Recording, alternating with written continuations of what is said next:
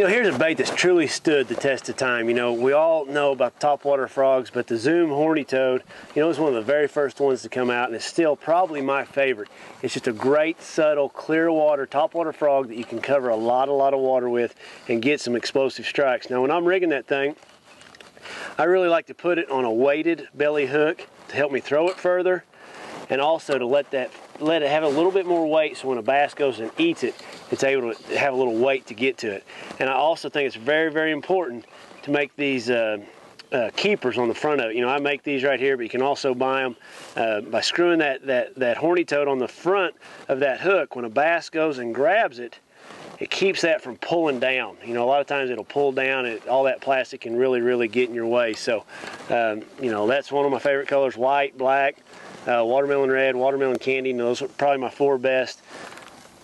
My setup for the Zoom Horny Toad, you know, it's braid. You know, I really like braid. A lot of times I'm making long casts with it, you know, and a fish will eat it right when you first turn that handle. So if you didn't have braid on there, you have a lot of stretch with monofilament. So it allows me to get a lot better hook sets. I use 40 and 50 pound braid, mainly 50. And I use a 7'2" action medium heavy rod. It's a pretty soft rod, just a Bass Pro rod with a high speed reel, you know, a 7-to-1 gear ratio reel.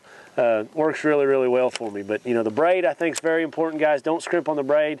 A lot of people, you know, they lose a lot of fish on these frogs, and I always ask, are you using monofilament? And 99 times out of 100, they're using monofilament. So that weighted hook, the braid, a little softer action rod, so when they blow up on it, you don't want to pull it out of their mouth. You got to let them eat it. Got to let them take it down. High speed reel. That's my setup, and it's probably one of my funnest bites, you know, to get. It's a lot of fun to fish. You know, I just like to reel that thing on a straight retrieve. Those bubbles coming out of the back of that bait's really important to me. Every now and then I'll kind of give it a little nudge when I get next to something like the bait's trying to get away.